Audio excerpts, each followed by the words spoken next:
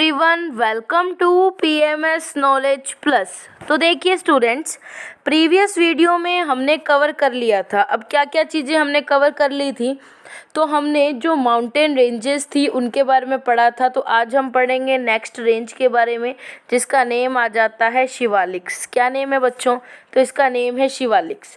तो शिवालिक्स क्या है? शिवालिक जो है आउटर मोस्ट रेंज है हिमालय की, और इसके जो पहाड़ पाए जाते हैं वो लगभग 900 से लेकर 1100 जो है उनकी हाइट जो है वेरी करती है, 900 से लेकर 1100 मीटर तक। और ये जो पहाड़ हैं ये एलुवियल सॉइल से बने होते हैं। एलुवियल यानी कि मिट्टी से बने हुए होते हैं, और यहाँ पर दून्स मिलते हैं, हमें दून्स पाए जाते हैं। अक्सर वैलीज को ही क्या बोला जाता है? दून्स बोला जाता है। तो कौन से दून्स यहाँ मिलते हैं? तो कोटली दून मिलता है बच्चों, पाटली दून, देहरादून एक्सेट्रा। ठीक है, तो ये सब जो है दून्स यहाँ हमें मिलते हैं। अब देखिए, ये तो हमने पढ़ा था लॉन्गिट्यूडनल एक्सटेंशन किसका? हिमालयन माउंटेन्स का। अब हम पढ़ते हैं कि जो हिमालय है वो रीजन्स के अकॉर्डिंग भी डिवाइडेड है। किसके अकॉर्डिंग डिवाइडेड है बच्चों? तो जो हिमालय है वो रीजन्स के अकॉर्डिंग भी डिवाइडेड है, तो वो हम देख लेते हैं। तो पहले हमारे पास आते हैं पंजाब हिमालय। ठीक है, तो पंजाब हिमालय वाले एरिया को कहाँ कहाँ पाया जाता है, ये किसके बीच में पाया जाता है ताकि इसको पंजाब हिमालय बोला जाता है? तो ये 2 रिवर्स के बीच का पार्ट हमें मिल जाता है। वो 2 रिवर्स कौन सी हैं जिनके बीच में पंजाब हिमालय पाए जाते हैं? तो वो है इंडस एंड सतलुज। देन हमें नेक्स्ट नंबर पे मिलते हैं कमोन हिमालय। कमोन हिमालय का रीजन कौन से में पाया जाता है? तो वो सतलुज और काली रिवर के जो मिडल का पार्ट है वो क्या है? कमोन हिमालय है। नेक्स्ट हमारे पास आ जाता है बच्चों नेपाल हिमालय। नेपाल हिमालय वाला कौन सा इलाका है? काली और तीस्ता रिवर के बीच में जो इलाका पाया गया है वो है नेपाल हिमालय। फिर हमारे पास आते हैं असम हिमालय। असम हिमालय वाला कौन सा इलाका है? तो वो है तीस्ता और दिहांग रिवर के बीच का इलाका। तो इस तरह से क्या है, हिमालय रीजन्स के अकॉर्डिंग डिवाइडेड है। देन क्या है, हम अरुणाचल प्रदेश से जब नीचे की तरफ आएंगे तो हमें ईस्टर्न हिल्स मिलेंगे, जिसका क्या नेम आ जाता है बच्चों? तो उसका नेम आ जाता है पूर्वांचल। क्या नेम आ जाता है? तो उसका नेम आ जाता है बच्चों पूर्वांचल। ठीक है, तो ये आपको क्लियर हो गया होगा। अब हम बात करते हैं बच्चों हमारे नेक्स्ट फिजिकल फीचर्स की, जिसका नेम है द इंडियन डेजर्ट। यानी कि हम बात करेंगे रेगिस्तान की, रेगिस्तानों की। तो ये जो हमारा इंडियन डेजर्ट है ये कहाँ लाई करता है? तो ये लाई करता है बच्चों वेस्टर्न इंडिया में। यानी कि वेस्टर्न इंडिया कहाँ? ईस्ट वेस्टर्न इंडिया, यानी कि राजस्थान की बात हो रही है। अगर मैं यहाँ पे आपको डायरेक्शन वाला बना के भी दिखा दूँ तो ये हमारा नॉर्थ डायरेक्शन का एरिया हो गया, ये हमारा south direction, west direction and this is east direction. तो यहाँ पर जो है इंडियन डेजर्ट मिलता है, और ये वेस्टर्न वाला इलाका है। ठीक है, और वेस्टर्न वाला इलाका यानी कि राजस्थान। ओके, अब क्या है रेगिस्तान? जो बच्चे रेगिस्तान के बारे में भी नहीं जानते तो मैं उनको बता देती हूँ कि रेगिस्तान में क्या होता है। बहुत कम रेनफॉल होती है, लगभग 150 mm पर ईयर। हर साल में इतनी ही रेनफॉल, इससे भी कम होती है। और क्या होता है, जल्दी से जितनी भी रेनफॉल होती है उसको जल्दी से मिट्टी जो है सोख लेती है, इसलिए तो गर्म इलाका होता है ना बच्चों। ये इधर हम जैसलमेर वाली साइड जाएंगे, वहाँ पे डेजर्ट ही तो है। ठीक है, फिर बात आ जाती है यहाँ का क्लाइमेट भी बहुत क्या होता है, सूखा होता है, एरिड होता है।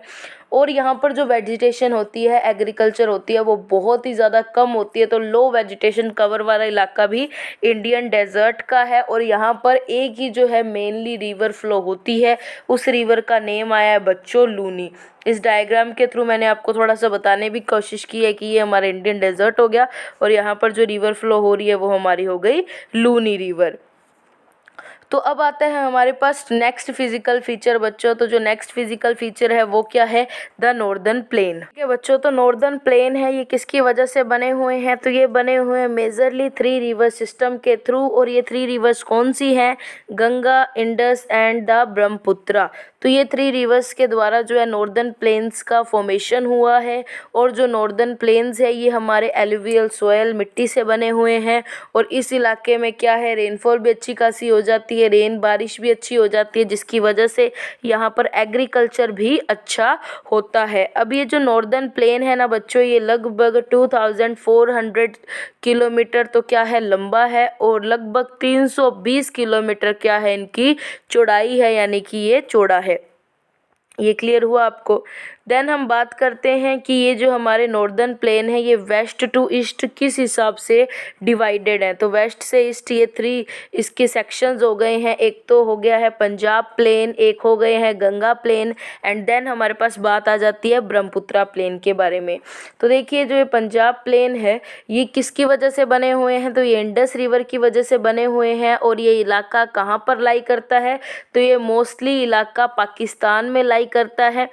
देन हमारे पास सेकंड की बात आ जाती है, वो है गंगा प्लेन। गंगा प्लेन के नेम से ही आपको क्लियर हो गया होगा कि ये किस रिवर से बने हुए हैं, तो ये गंगा से बने हुए हैं। इसमें कौन सी स्टेट्स आ जाती हैं इस रीजन में, तो ये आ जाते हैं दिल्ली, उत्तर प्रदेश, हरियाणा, बिहार एंड झारखंड।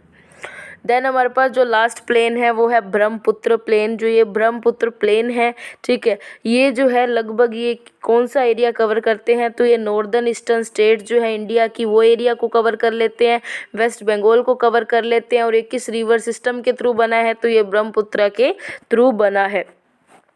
तो वेस्ट टू ईस्ट आपको क्लियर हो गया होगा किस हिसाब से जो है नॉर्दर्न प्लेन डिवाइडेड है।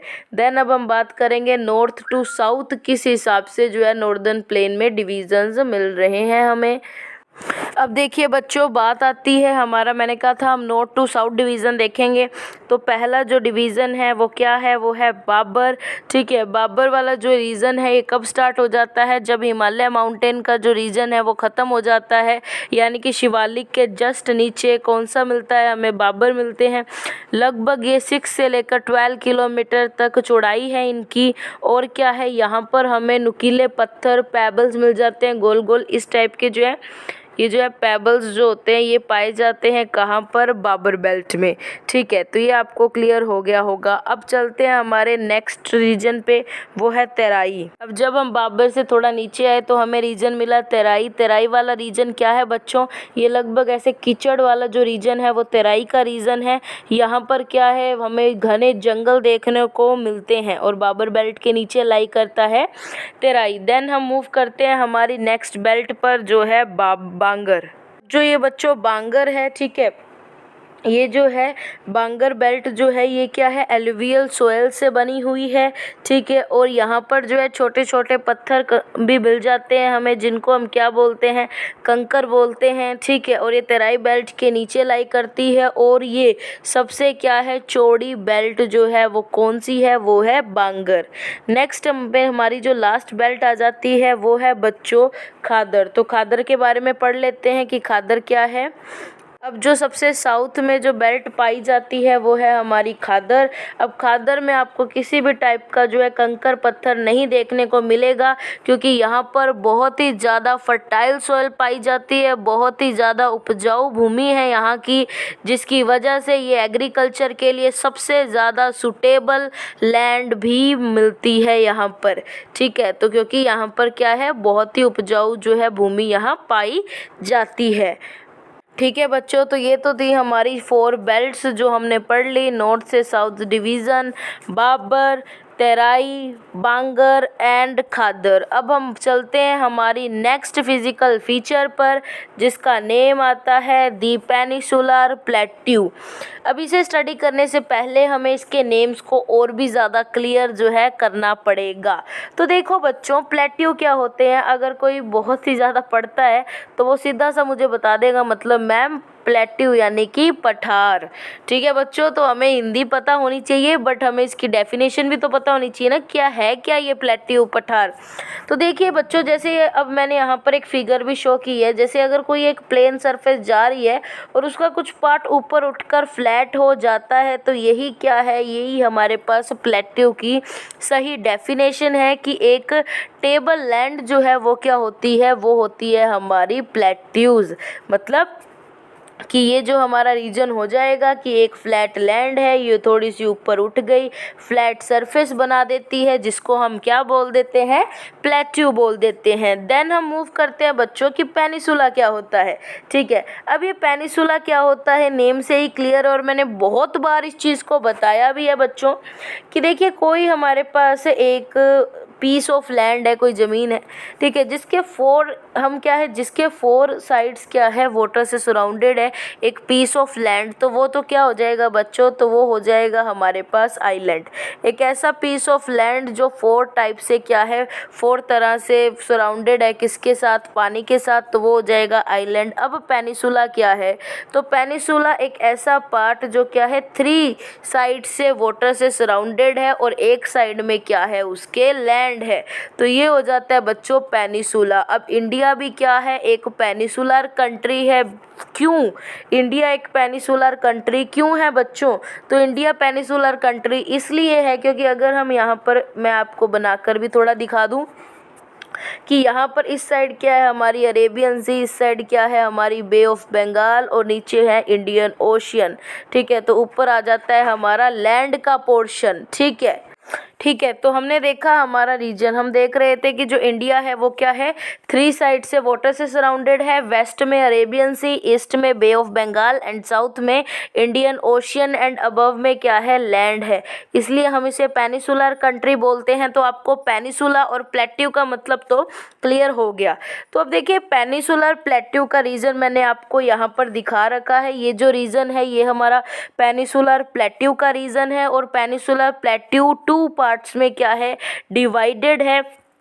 एक जो पार्ट है बच्चों वो क्या है, वो है सेंट्रल हाईलैंड, बोलते हैं उसको द सेंट्रल हाईलैंड, एंड जो सेकंड पार्ट है उसको क्या बोला जाता है, उसको बोला जाता है डेक्कन प्लेट्यू, ठीक है। तो अब जो सेंट्रल हाईलैंड और डेक्कन प्लेट्यू के बीच में एक रिवर भी पास आउट होती है जिसका क्या नेम है, जिसका नेम है नर्मदा रिवर, ओके। अब जो द सेंट्रल हाईलैंड वाला पार्ट है ना बच्चों, ये भी क्या है 2 पार्ट्स में आगे डिवाइडेड है। वो क्या है, वेस्टर्न पार्ट को तो बोला जाता है बच्चों मालवा प्लेट्यू और जो इसका ईस्टर्न पार्ट है उसको क्या बोलते हैं, हम छोटा नागपुर प्लेट्यू बोलते हैं, ठीक है। तो ये आपको थोड़ा पेनिसुलर प्लेट्यू के बारे में थोड़ी बहुत चीज़ें क्लियर हुई होंगी।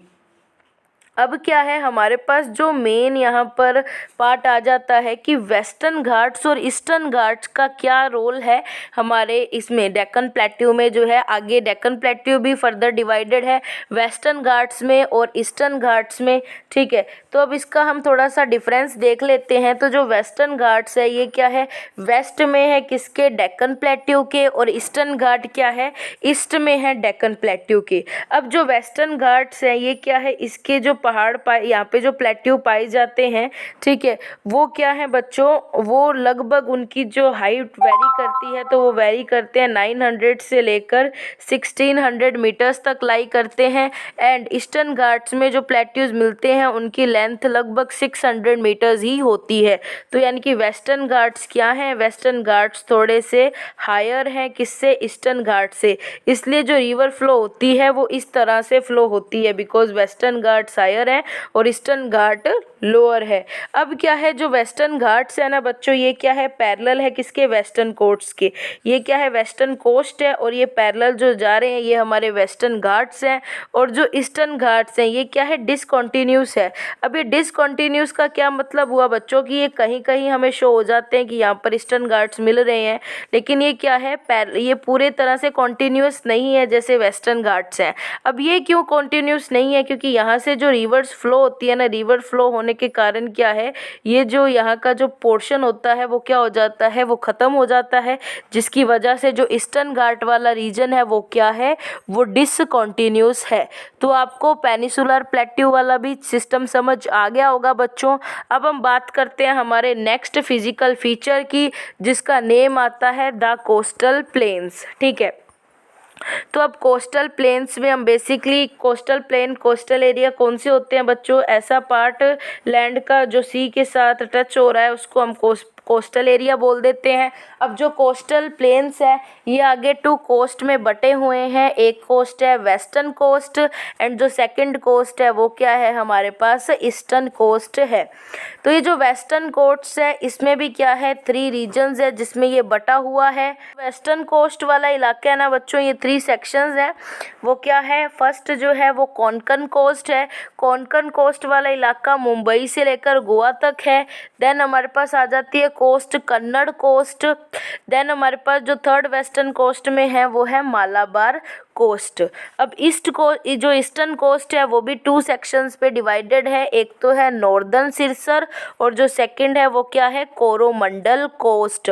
इसमें आप कंफ्यूज मत हो जाइए बच्चों, जो ये मैंने नॉर्मली लिखे हैं वो तो वेस्टर्न कोट्स के पार्ट हैं, जो मैंने क्लाउड फॉर्म में आपको शो कर रखे हैं यहाँ पे नॉर्दर्न सिरसर और कोरोमंडल कोस्ट, ये किसके पार्ट है, ईस्टर्न कोस्ट के।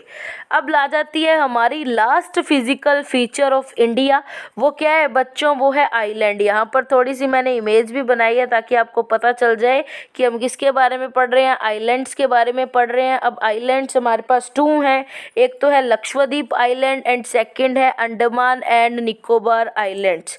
जो लक्षद्वीप आइलैंड है ये कहाँ पर पाए जाते हैं, ये अरेबियन सी में, and Andaman and Nicobar island ये कहाँ पर है, ये है बे ऑफ बंगाल में।